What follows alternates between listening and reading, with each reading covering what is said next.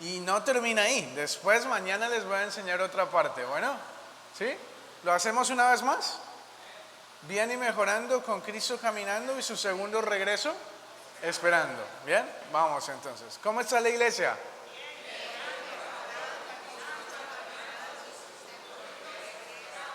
Su segundo regreso esperando. Bueno, ojalá que esa frasecita se quede en nuestro corazón, que caminemos a diario con el Señor, pero también estemos anhelosos de su segundo regreso a esta tierra. Así que bueno, hermanos, estoy muy contento de que podamos estar acá para poder aprender del Señor, porque esta es una semana, cuando hablaba con algunos de los líderes aquí, ellos me dijeron que el objetivo de esta semana es el reavivamiento espiritual. Y yo quiero preguntar, ¿será que necesitamos reavivamiento en nuestra iglesia? No me refiero solamente a esa iglesia como tal, ¿no? Pero el núcleo de la iglesia mundial, ¿ustedes creen que necesitamos salir del adormecimiento en el cual nos encontramos? Yo pienso que sí, ¿no? El mundo está viviendo rápidamente, están sucediendo cada vez cosas más rápidas, eventos tras evento más rápido, así que el regreso del Señor es inminente a esta tierra y por eso la iglesia tiene que prepararse, tenemos que cambiar nuestra vida, tenemos que hacer un giro de 180 grados y no sé, tal vez convertirnos en tal vez como fue la iglesia del antaño, ¿no? ¿Cómo era la iglesia del antaño? ¿Cómo era la iglesia de los pioneros, de nuestros padres? ¿Cómo era la iglesia de los reformadores, ¿no? Posiblemente tengamos que regresar a ese primer amor, porque somos una iglesia que tenemos comodidades, tenemos facilidades para llegar a la iglesia, nadie nos persigue, estamos todo bien, pero hemos perdido tal vez el estudio de la palabra, hemos perdido el gozo de la predicación a las demás personas y no estamos viviendo un cristianismo verdadero, estamos viviendo un cristianismo muy ligero, un cristianismo muy tibio. ¿Y qué dice el Señor acerca de la tibieza? ¿Será que al Señor le gusta la tibieza? Claro que no. Dice, por cuanto eres tibio, refiriéndose a la iglesia laodicense, o sea, a nosotros, dice, por cuanto eres tibio, te vomitaré de mi boca. Por eso, hermanos, la urgencia y el objetivo de esta semana es reavivarnos espiritualmente. Por eso al final vamos a tomar un momento para que podamos conversar personalmente con el Señor, ¿no? Para decirle nuestras dificultades espirituales. ¿Qué es lo que nos cuesta? Que tal vez sea el estudio bíblico diario, tal vez sea la consagración, tal vez sea un pecado oculto, ¿cierto? Yo no sé, pero posiblemente haya una barrera que nos separa de Dios y que no permite que yo tenga un reavivamiento, una entrega verdadera al Señor. Así que vamos a abrir la palabra de Dios, pero antes de hacerlo, voy a hacer una oración más para pedirle a Dios su dirección. Bueno, así que vamos a inclinar un momento el rostro y vamos a pedirle a Dios que nos conduzca. Oremos. Nuestro amante y poderoso Padre que estás en los cielos, a esta hora, Señor, queremos agradecerte por darnos la oportunidad de venir aquí a tu casa, Señor, para poder honrar y glorificar tu nombre, pero también para poder estudiar de tu palabra. Aquí hay personas, Señor, que han estado batallando una vida espiritual, que han querido en ocasiones claudicar. Hay personas acá, Señor, que ya tal vez no tienen el mismo gozo que tuvieron cuando te conocimos al principio, que teníamos ese primer amor. Actualmente nos encontramos en una situación de tibieza. Actualmente, Señor, probablemente nos hacemos preguntas, cuestionamientos acerca de ti. Jugamos en ocasiones con lo que sabemos que está mal. Y por eso, Dios, en esta tarde, al abrir tu palabra, te quiero rogar que no sea yo, sino que sea tu Espíritu Santo hablando al corazón de cada uno de nosotros. Y que al finalizar de esta semana, nosotros podamos hacer una entrega verdadera a ti, que podamos tener un reavivamiento espiritual, Dios. Quédate con nosotros en esta noche, bendícenos, te lo rogamos en el poderoso nombre de Jesús. Amén y amén. Bien, hermanos queridos, el sábado mencioné que durante estos 4 días que vamos a tener, me gustaría hablar un poco acerca de los profetas menores, ¿no? ¿Por qué los profetas menores? Porque por ahí siempre predicamos de los evangelios o del Pentateuco o nos enfocamos en un personaje, pero generalmente pasamos por alto los profetas menores que tienen un mensaje precioso para nuestra vida, ¿no? Ahora, ¿por qué se los llama un profeta menor? ¿Será que es menos importante que un profeta mayor, por ejemplo? ¿Por qué es que se le llama profeta menor? Bueno, porque los profetas menores son un compilado de escritos que son muy cortos, muy cortitos, hermano, ¿no? Por ejemplo, tenemos el libro de Abdías, ¿no? ¿Cuántos leyeron el libro de Abdías ya completo? ¿Nadie? Bueno, los voy a retar, hermanos. Hoy no vamos a, mañana, recién el viernes vamos a hablar de Abdías, pero los reto para que lean los profetas menores, ¿no? Es fácil porque son cortitos, en 5 minutos terminaste el libro de Abdías. Es una página nomás, ¿no? Y son cortitos, pero tienen un mensaje muy poderoso para nosotros. Solo que para entenderlo necesitamos también complementarnos con otras partes de la Biblia, porque si no, no podemos llegar a comprenderlo, ¿no? Hay una parte en Isaías donde dice poquito aquí, un poquito allá, y así vamos complementando el mensaje bíblico. Y hoy quiero hablar de un profeta menor también. A ver, quiero preguntar, ¿cuál fue el profeta menor del cual hablé el sábado? De Oseas, muy bien, de Oseas. Linda la lección de Oseas, ¿no? Parecía una novela, todo lo que él vivió, porque parecía que él no tenía amor propio, ¿no? Dejaba que la mujer hiciera con él lo que él quisiera, pero en realidad el profeta lo que estaba viviendo es la experiencia que Dios tiene con su pueblo, porque su pueblo se va, se aleja, hace todo lo que quiere y cuando no encuentra cómo vivir, cuando está sangrando, lleno de dolor, regresa a su padre para que él lo cure. Bueno, hoy quiero hablar entonces de otro profeta menor que me encanta mucho, y es el profeta Habacuc. Así que vamos a ir, hermanos, al libro de Habacuc y vamos a enfocar nuestra meditación hoy entonces en este profeta, ¿bien? Libro de Habacuc, el capítulo 1. Por ahí a veces es un poquito difícil de encontrarlo, ¿no? Porque como son tan chiquitos, son páginas, son 2 o 3 páginas nada más, entonces en ocasiones cuesta trabajo encontrarlos. Así que vamos a ir al libro de Habacuc, el capítulo 1, ¿bien? Voy a dar un tiempo para que todos lo encuentren porque por ahí es difícil de encontrarlo, ¿bien? Y ustedes me van a decir cuando ya lo tengan, ¿lo tienen? Bueno, vamos a leer entonces. Capítulo 1, versículo 1 de Habacuc dice lo siguiente: la profecía que vio el profeta Habacuc: ¿hasta cuándo, oh Jehová, clamaré y no orará y no oirás? Y daré voces a ti a causa de la violencia y no salvarás. Miren, hermanos, el libro comienza con una pregunta por parte del profeta, ¿no? ¿Hasta cuándo? ¿Hasta cuándo? Dice la pregunta. ¿Hasta cuándo, oh Jehová, clamaré y no oirás? Daré voces a ti a causa de la violencia y no oirás. Yo no sé si ya haya alguien aquí que tal vez se hizo la misma pregunta del profeta Habacuc. En algún aspecto de su vida, tal vez has estado orando por mucho tiempo por algo, has estado buscando la presencia de Dios en algún aspecto, pero parece que Dios no escuchara, parece que estuvieras hablando al viento nada más, ¿no? Parece que la oración tuya no subiera del techo.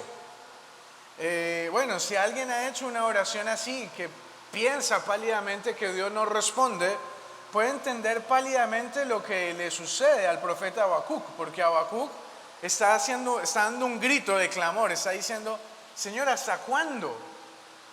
Y cuando uno dice ¿hasta cuándo?, quiere decir que ha estado por mucho tiempo orando, pidiendo por algo, y resulta que Dios todavía no contesta, ¿sí? Yo no sé si esté hablando tal vez a alguna persona, hermanos, que ha estado por mucho tiempo buscando su documentación acá, y hoy miras para tu pasado, miras para atrás, todo lo que dejaste atrás, y sientes tristeza, ¿no? Porque dices, ¿Cómo puede ser que todo el mundo logra el sueño americano, todo el mundo logra tener un futuro y Dios no hizo nada conmigo en todo este tiempo? Y cuestionamos a Dios, ¿no? Porque parece que esta pregunta es una pregunta cuestionamiento, ¿verdad? Es, ¿hasta cuándo, Señor, tengo que esperar? Es como la criatura pidiéndole a Dios que actúe, ¿verdad? Y es como un atrevimiento de parte de nosotros que somos criaturas, gritarle al Todopoderoso, al Creador del universo: ¿hasta cuándo, Señor, clamaré sin que tú hagas algo? Y es que no era para menos, hermanos. El profeta Habacuc es un profeta. Para poder entender el profeta Habacuc tenemos que entender el momento en el que él vivió, ¿verdad? Ustedes saben que el pueblo de Israel pasó por lo que le conocemos por el exilio, ¿no? ¿Qué es el exilio? Exilio fue cuando los israelitas, por causa de sus pecados, fueron llevados cautivos ¿a dónde? A Babilonia, ¿verdad? Fueron llevados cautivos a Babilonia y allá estuvieron por 70 años en Babilonia, hasta que finalmente Dios los regresó de nuevo a Israel para que construyeran de nuevo el templo. Así que Habacuc es un profeta que vive durante el tiempo del exilio. Miren, hermanos, es lindo los profetas menores porque hay profetas menores que fueron preexílicos. ¿Qué quiere decir preexílico? Que vivieron antes del exilio, momentos antes, años antes de que viniera Babilonia a invadir Israel. Pero hay otros profetas menores que vivieron del otro lado, ¿no? ¿Cuál es el otro lado? Son profetas post-exílicos que vivieron después del exilio o durante el exilio. Sin embargo, Habacuc es un profeta interesante, porque Habacuc es el profeta que está en medio del exilio, ¿no? O sea, Habacuc es el profeta que va a ver cómo el pueblo de Babilonia va a entrar por las puertas del templo y va a destruir todo.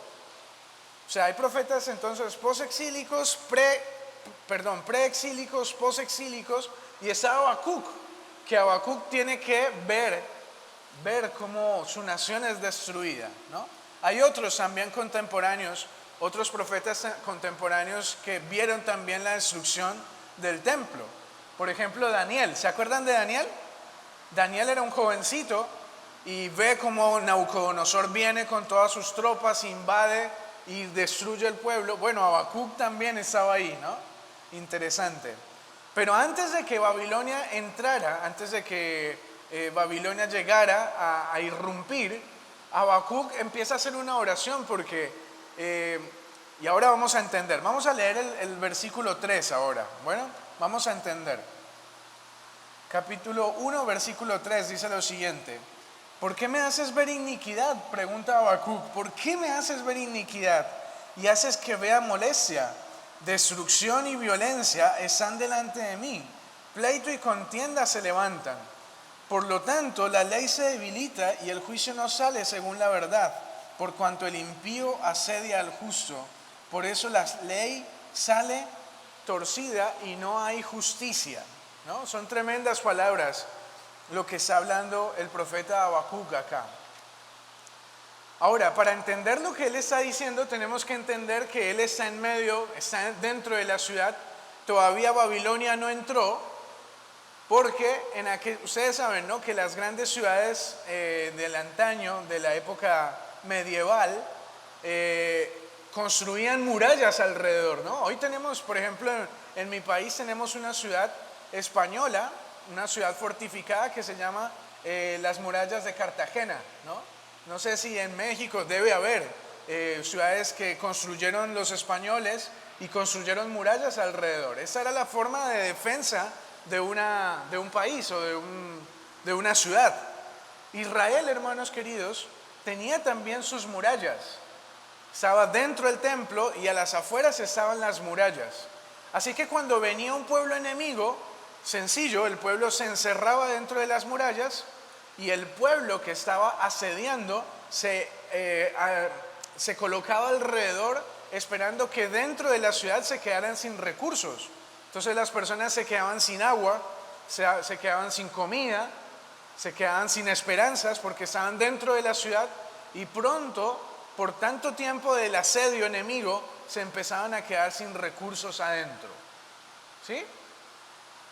Fue tanta la desesperación del pueblo que ellos pasaban los días, Babilonia estaba alrededor de la ciudad y ellos empezaron a quedarse sin recursos, que hay textos de la Biblia donde menciona que el hambre era tanta que ellos empezaron a comer también, por ejemplo, los cintos, ¿no? Las correas, los cinturones, el cuero, ¿verdad? Empezaron a cortarlo en pedacitos, lo ponían a hervir hasta que quedaba muy blando y eso era lo que comían porque no había nada para comer.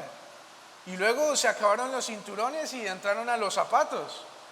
Y dice que hubo una inflación tan grande, hermanos. Ahora estamos viviendo inflación, ¿no? ¿Cuántos han sentido la carestía últimamente aquí en Los Ángeles? ¿Sí? ¿Sí lo han visto o no?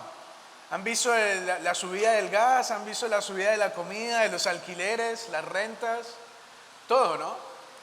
Bueno, la inflación que nosotros estamos viendo no era nada a comparación de lo que el pueblo de Israel tenía que vivir en los días del profeta Habacuc. Porque dice, hermanos, algunos textos, ahora no los voy a leer porque se nos va el tiempo, pero se nos dice que, por ejemplo, se vendía un poquito de estiércol de palomas. ¿Leyeron alguna vez esa parte de la Biblia? Si quieren mañana se las traigo, no tengo el texto aquí, ¿no? Pero dice que se vendía un poquito de estiércol de paloma. Y uno dice, ¿tanta hambre había que comían estiércol de paloma? No, lo que pasa es que es una traducción de la Biblia.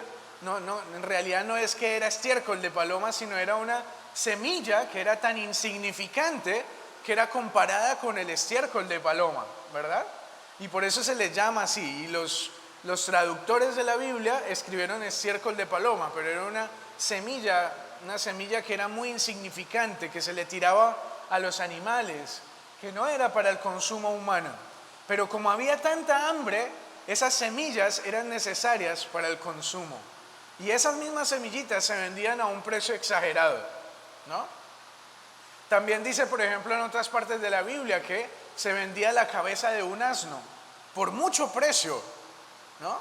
Y uno dice, bueno, había tanta hambre, era en realidad tanta hambre. Y sí, hermanos, la hermana White menciona que había demasiada hambre por aquellos días.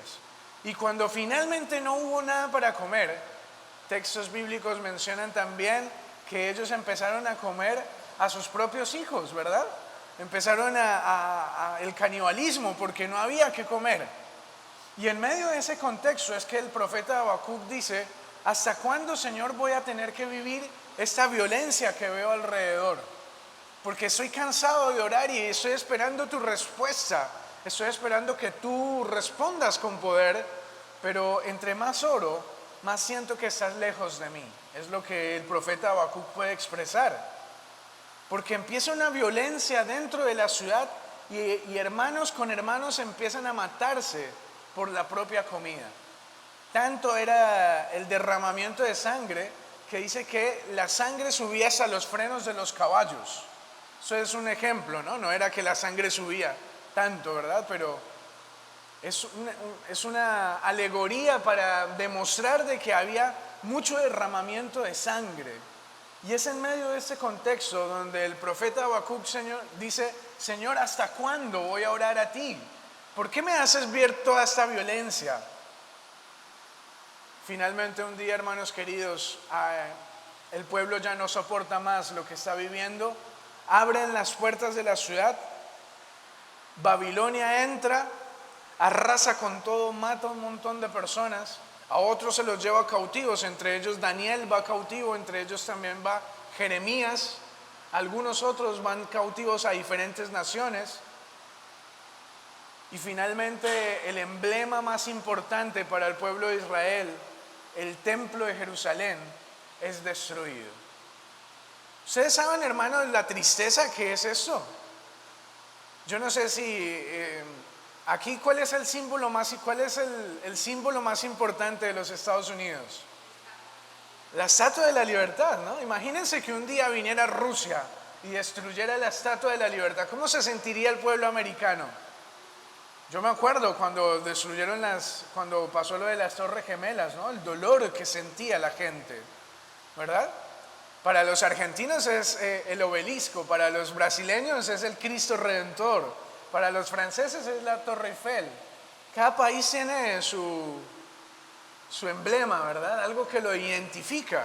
Para el pueblo de Israel era el templo, porque el templo era la presencia de Dios, porque el templo significaba que Dios estaba con ellos.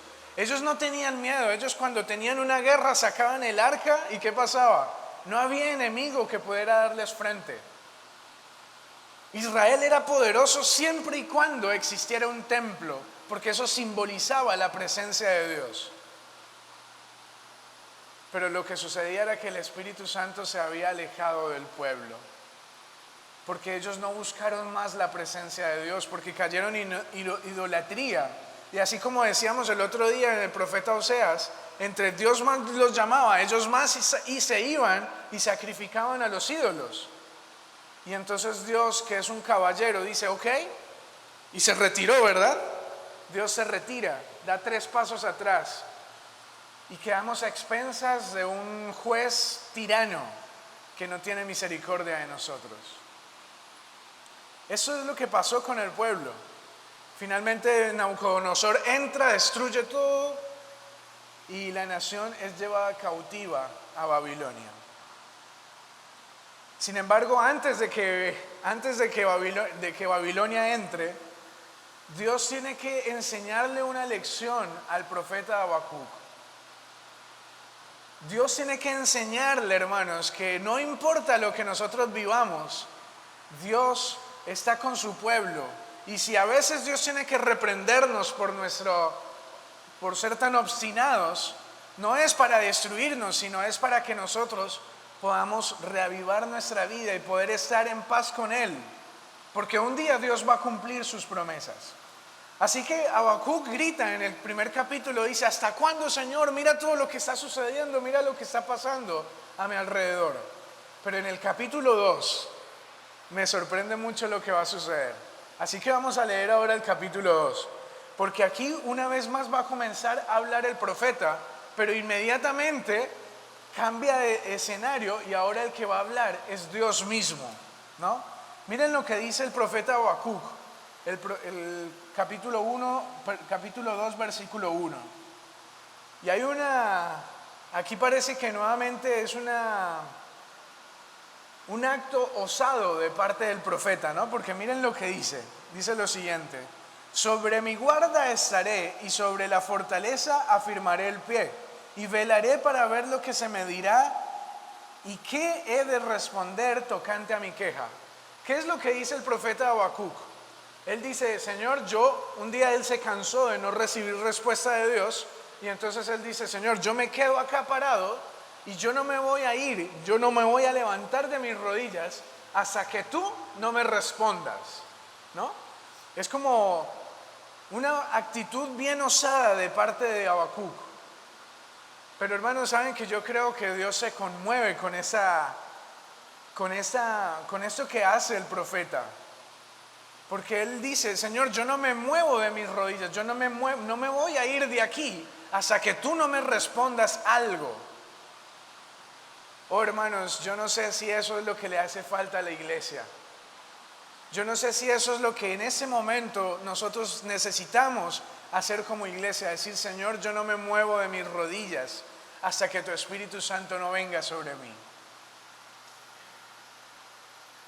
Yo no sé, hermanos, si tú ya oraste toda la noche por alguna necesidad en específico, tal vez por la salud de alguien, porque tu matrimonio se está terminando y tuviste la necesidad imperiosa de caer y decirle, Señor, yo no me muevo de mis rodillas hasta que tú no actúes. Yo no sé si alguien ya lo hizo. El profeta Habacuc lo hace. Parece un desafío que le hace a Dios, pero en realidad Dios se conmueve con este tipo de fe. Me hace acordar mucho a Jacob, ¿no? Cuando está allá en su lucha, ¿y qué hace Jacob? Jacob había luchado con su hermano, había luchado con su papá, había luchado con el suegro, con sus 2 esposas, con sus hijos, había luchado con todo el mundo, pero ahora tiene una lucha con el Creador y lucha toda la noche y finalmente se da cuenta que no puede porque es el Creador y Dios le da un golpe, ¿no? Ahí en la cadera, le desencaja la cadera. Y él se agarra con lo último de fuerzas que tiene. Parece una actitud osada porque está luchando con el Creador, con el que nos hizo. Y él que dice: Señor, yo no te suelto, yo no me voy de tu presencia hasta que tú no me bendigas. Hasta que tú no me bendigas, yo no me voy de tu presencia. Y el Señor que le responde: has luchado con Dios y con los hombres y has ganado. Porque, hermanos, Dios no se resiste a esa actitud que tú tienes cuando tú le dices: Señor, yo no me voy hasta que tú no respondas, hasta que tú no vengas a mí, hasta que tu Espíritu Santo no actúe en mi vida, yo no te dejo de buscar. Es ese momento, hermanos, cuando el Espíritu Santo viene a nosotros. Y ahora como Pablo dice: yo ya no vivo yo, sino que ahora Cristo vive en mí. Yo ya no tengo una lucha porque ahora he sido bautizado por el Espíritu Santo. Eso es lo que hemos venido a buscar en esta semana. Que el Señor pueda regresar a nuestra vida. Y ahora en el versículo 2 ya no va a hablar más.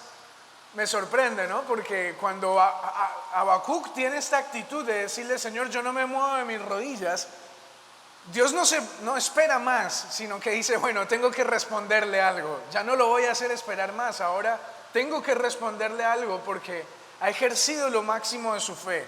E inmediatamente en el versículo 2, quien habla ahora es Dios. Y miren lo que dice: y Jehová me respondió y dijo: escribe la visión y declárala en tablas para que pueda leerse de corrido.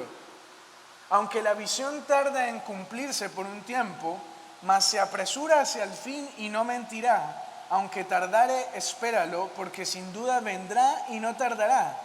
He aquí aquel cuya alma no es recta se enorgullece. Y el versículo de oro, ¿no? El versículo más importante del libro de Habacuc, que después va a utilizar el apóstol Pablo en sus epístolas, ¿no? ¿Qué dice? Mas el justo por su fe vivirá. Mas el justo por su fe vivirá. Me gusta, hermanos, porque ahora Dios responde. Finalmente, después del silencio del capítulo 1, en el capítulo 2, Habacuc hace una oración diciendo: yo no me muevo de aquí. Y finalmente Dios da una respuesta y le dice: mira, Habacuc, yo sé que tú has desconfiado, que tienes miedo, que tienes temor por todo lo que estás viviendo, pero yo hice una promesa y quiero que la escribas en tablas. Grábala, escríbela, porque aunque la visión tarda en cumplirse, finalmente se ha de ¿qué? De cumplir. Hermanos, estamos hablando con un Dios que no falla a sus promesas. ¿Tú recibiste ya alguna promesa de Dios y todavía no se ha cumplido? Dios no falla, hermanos. Fallamos nosotros, los seres humanos. Y por eso Dios es paciente y espera. Porque puede ser que si Él cumple su promesa, esa promesa nos destruya. Y Él tarda su promesa, no porque es un Dios que es injusto, sino porque Él espera, porque es paciente. Él retarda su promesa porque es paciente para con cada uno de nosotros, porque desea y anhela que cada quien de nosotros procedamos al arrepentimiento. ¿Cuántos años llevamos predicando de que Jesús vuelve por segunda vez a esta tierra? 100 y tantos de años. Y Jesús no vuelve. Mi bisabuelo, hermanos, nació en 1915, no recuerdo la fecha exacta, pero me gusta, ¿no?, recordar a mi bisabuelo porque la hermana White murió en 1915 y él nació en 1915, ¿no? Y él murió también esperando a Jesús y le enseñó a su familia. Y hoy yo estoy aquí predicando acerca de Jesús. ¿Y cuánto tiempo más tenemos que esperar? Parece que las promesas de Dios tardaran en cumplirse. Pero no es que tarden, es que Dios es paciente porque Él necesita que tú estés. Él anhela que tú ocupes el lugar que hay para ti en el cielo. no nos lo perdamos. Y por eso el Señor dice, escribe la visión en tablas. Lo que pasa, hermanos, es que ellos por mucho tiempo, el pueblo de Israel, había estado esperando un libertador, un Mesías, que viniera para libertarlos. Y ese Mesías no había aparecido. Imagínense, Dios les había hecho la promesa a Adán y Eva. Imagínense en todo el tiempo que pasó, ¿no? Adán y Eva recibieron la promesa de que iban a recibir un Mesías. Es más, cuando Eva queda embarazada de Caín, ella cree que Caín es el Mesías. Pero luego que Caín nace y ella ve el comportamiento de su hijo, ella entiende que ese no es el Mesías, que ese no puede ser el Hijo de Dios. Y ahora viene Abel, y el carácter de Abel es un carácter precioso, es un carácter santo. Y ella dice, este es el Mesías. Pero ¿qué pasa? Su hermano lo mata. Ese no podía ser el Mesías. Y a partir de ese momento, todas las personas estaban con la esperanza, el anhelo. Abraham vino con el anhelo, Noé estuvo con el anhelo de ver al Mesías, Jacob, porque se les había hecho la promesa que por su descendencia iba a venir un Mesías. Y la profecía no se cumplía. Y Habacuc está orando, ¿hasta cuándo, Señor, voy a orar para que tú cumplas tus promesas? Y Dios le dice, la promesa tarda en cumplirse, pero escríbela en tablas porque aunque se demore, la promesa se va a cumplir.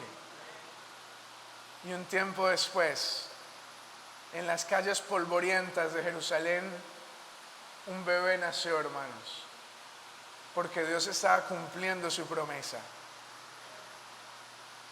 Y ese bebé creció, habitó entre los hombres y finalmente fue a la cruz para brindarnos una salida a cada uno de nosotros, la salida del pecado.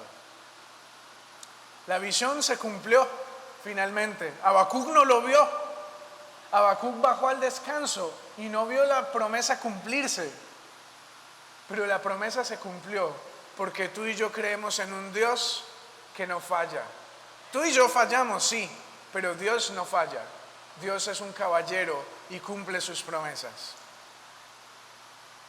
Yo te pregunto a ti, ¿cuáles son las promesas que Dios ya te hizo a ti? ¿Con qué anhelos viniste a este país? ¿Con qué anhelos llegaste aquí a la iglesia de cambiar tu vida, de cambiar tu experiencia? Hoy estás viviendo un infierno posiblemente y sientes y te preguntas y le dices a Dios, ¿hasta cuándo, Dios? No tengas miedo porque el Señor cumple sus promesas. Escríbela como Habacuc si es necesario a tu promesa. Entrégate a Dios cada día y dile, Señor, yo no me muevo de aquí en mis rodillas. No voy a dejar de confiar en ti, por más de que la promesa tarde en cumplirse, porque yo sé que tú eres un caballero. Y finalmente el texto dice, mas el justo por su fe vivirá. Mas el justo por su fe vivirá. Me encanta esta frase, es una frase que ya dije, ¿no? El apóstol Pablo después utiliza en sus epístolas para referirse a lo mismo, ¿no? Oh, hermanos, es por la fe, es por la fe. Posiblemente tú no tengas todo lo que tú necesitas. Habacuc estaba viviendo un infierno, pero él tenía su fe puesta en Dios, sus ojos puestos en Dios, de que la promesa se iba a cumplir. Y la promesa se cumplió finalmente. Y en el capítulo 3 de Habacuc, en la última parte, el versículo 17, ahora Habacuc va a hablar una vez más. Este es un versículo también que hemos leído muchas veces, ¿no? Pero Habacuc una vez más va a hablar, porque ahora él entendió el plan de salvación, entendió que Dios es un caballero y que no deja de cumplir sus promesas, que somos nosotros los que fallamos. Y ahora en el versículo 17 del capítulo 3, Habacuc va a hablar una vez más y dice lo siguiente: aunque la higuera no florezca, ni en las vides haya frutos, aunque falte el producto del olivo, y los labrados no den mantenimiento, y las ovejas sean quitadas de la majada, y no haya vacas en los corrales, con todo yo me alegraré en Jehová, y me gozaré en el Dios de mi salvación. Jehová, el Señor es mi fortaleza, el cual hace mis pies como de ciervas, y en mis alturas me hace andar. Me encanta este texto, hermanos, porque Habacuc llega a comprender. Él dice, bueno, no importa si no hay vacas en los corrales, si no hay frutas, si no hay uvas en las vides, si no hay todo lo que yo necesito, no importa. ¿Qué importa lo que este mundo me pueda desafiar a pasar, a vivir? Si mi fe está puesta en el Señor, yo sé que lo tengo todo y Él un día me va a hacer caminar por las alturas. Con eso Él se está refiriendo al reino de los cielos. Habacuc finalmente comprende, hermanos, que este mundo, todo lo que nosotros vivimos en este mundo no vale la pena, porque todo tiene fecha de caducidad, todo se termina, nos envejecemos, se nos cae el pelo, se nos salen arrugas y finalmente un día vamos a la muerte. Y esa vida no tiene sentido, entonces. Pero Habacuc comprende, él entiende que no importa que Babilonia entre y rompa todo y destruya todo, lo único que importa es tener fe en el Señor, es confiar en el Señor, porque un día Él nos ha de llevar a vivir una vida para siempre a su lado. Por eso mi llamado en esta tarde, hermanos queridos, en esta noche, es tal vez, posiblemente, nosotros estamos enfocados en muchas cosas en esta vida. Tenemos puestos los ojos en nuestro trabajo, en los quehaceres diarios, en la televisión, en la moda, en la fama, en la iglesia.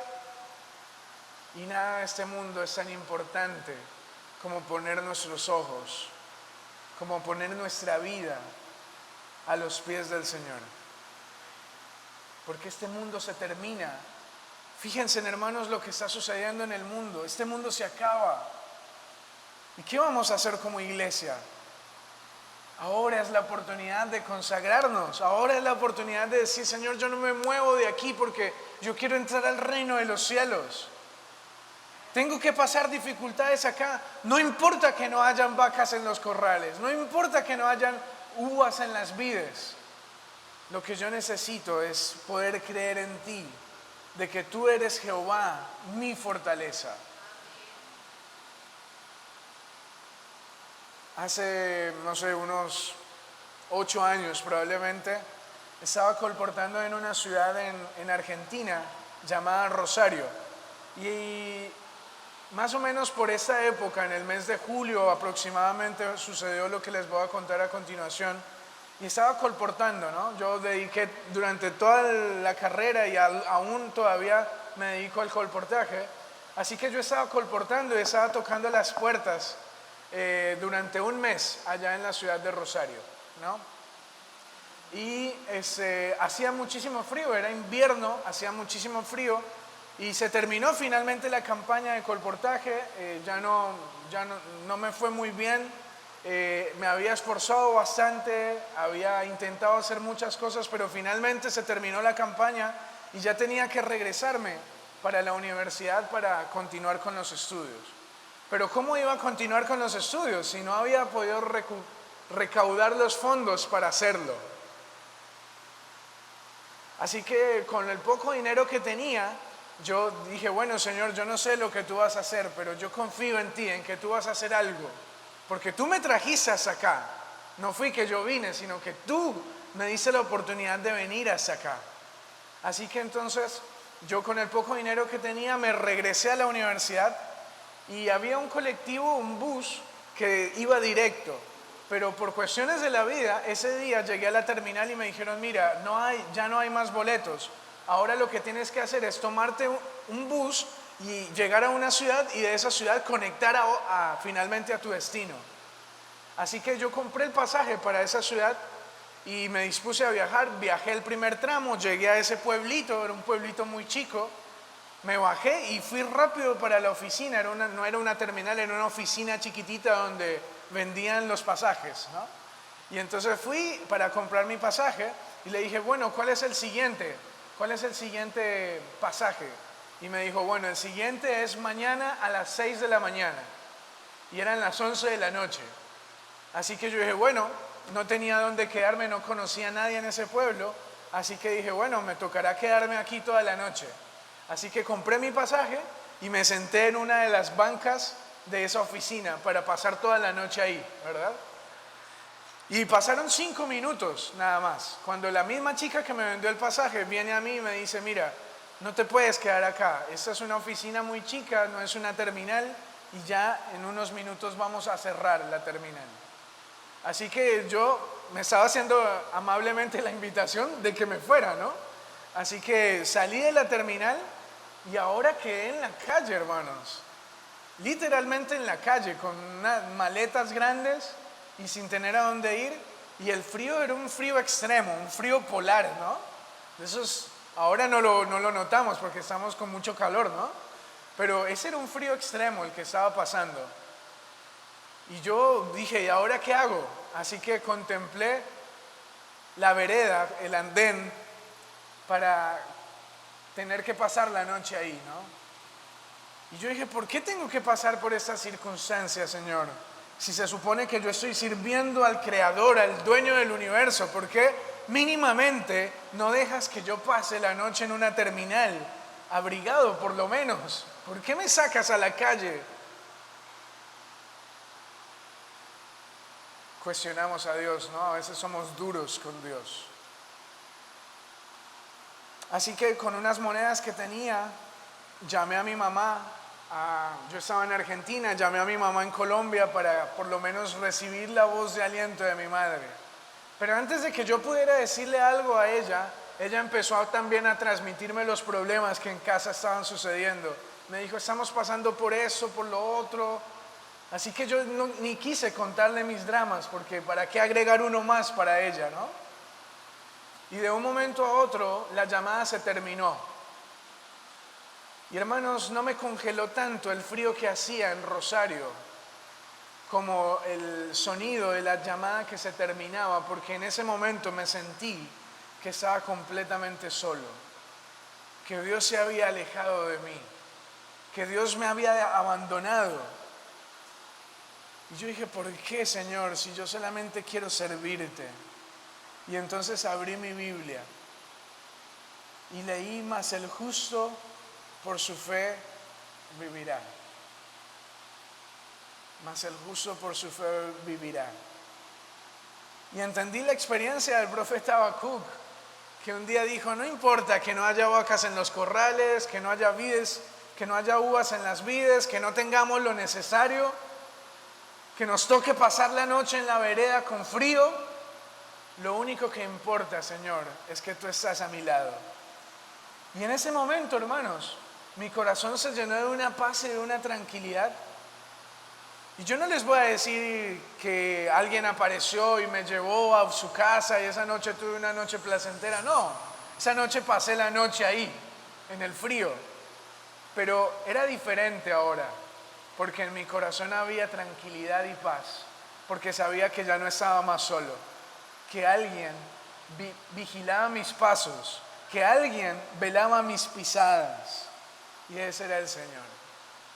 Al siguiente día tomé el colectivo, tomé el bus y viajé finalmente hacia la universidad. Y no sé, hermanos, no me pregunten cómo, pero donaciones aparecieron de varios lugares, alguien ayudó y finalmente ese semestre pude continuar con mi carrera. Porque Dios es un Dios que no falla. Dios es un Dios que cumple sus promesas. Pero para eso tenemos que cumplir nuestra parte. Y nuestra parte es, el justo un día ha de vivir en el reino de los cielos por su fe. Ahora yo te pregunto, ¿tú tienes fe en tu Creador? ¿Tú tienes fe en tu Dios? ¿O tú ya te has cuestionado como Habacuc diciendo, Señor, ¿hasta cuándo? Ya no te importe más lo de este mundo. Suéltalo, déjalo ir. Porque este mundo va a ser fuego, hermanos. Todo lo que tú tienes, todas tus posesiones, un día van a ser fuego. Un día van a ser maderitas para el fuego que va a caer acá. Porque el Señor quiere algo nuevo para ti. Una casa que no tenga fecha de caducidad, sino una mansión.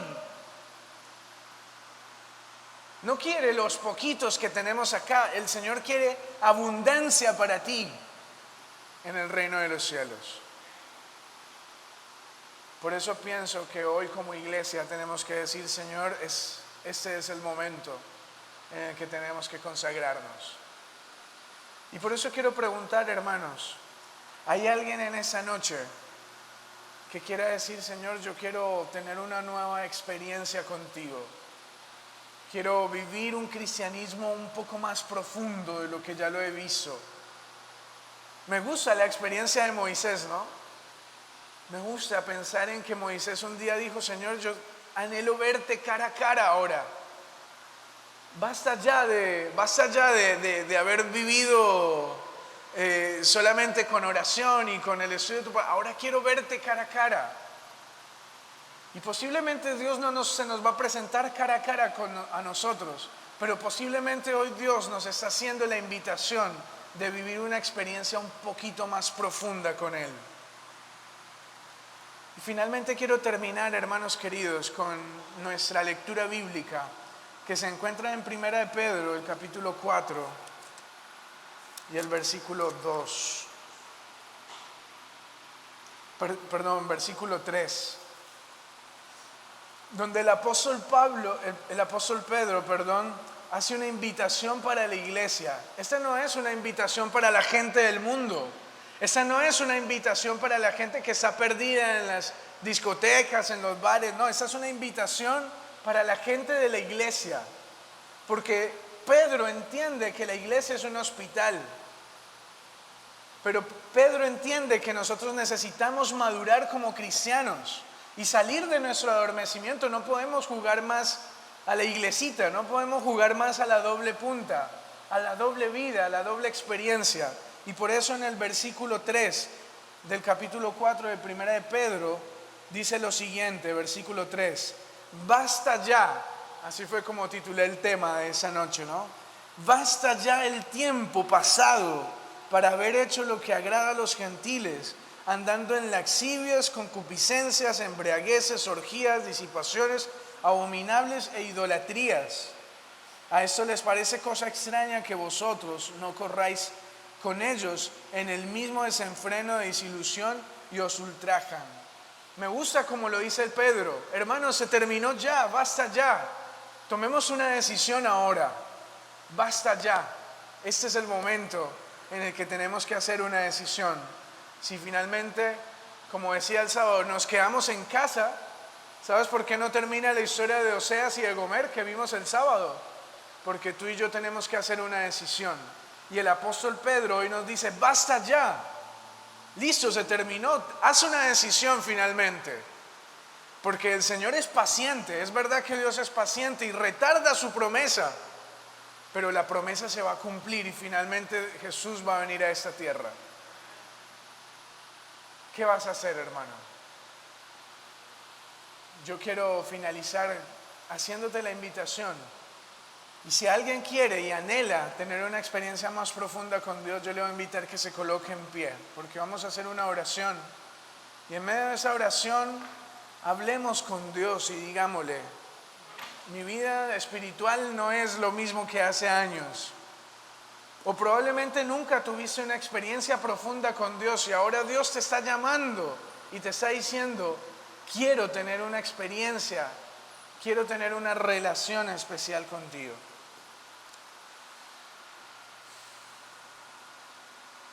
Ay, hermanos, me da vergüenza con los pioneros de la iglesia, ¿no?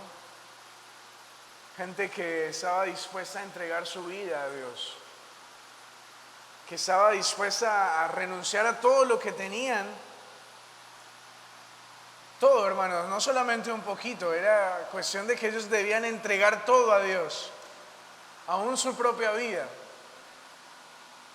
Y muchas veces nosotros no nos animamos a venir un miércoles al servicio de oración o no queremos aceptar un cargo porque no queremos comprometernos o no nos podemos levantar a las 6 de la mañana o 5 de la mañana para dedicar un momento a Dios.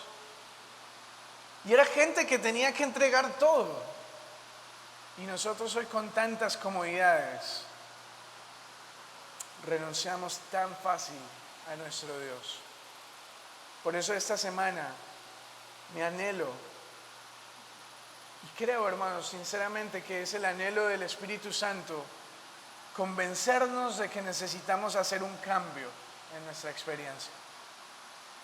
Así que mientras oramos, pidámosle a Dios y digámosle: desafíame, Dios, tírame al abismo, y que hoy yo pueda consagrar realmente mi vida a ti. ¿Oramos? Oremos. Nuestro poderoso buen Dios que estás en los cielos, muchas gracias, Dios mío, por la experiencia del profeta Habacuc. Porque él pensaba que las promesas solamente se cumplían aquí en la tierra. Porque él pensaba, Señor, de que tú eres un Dios que no escucha las oraciones, que te olvidas de tus promesas.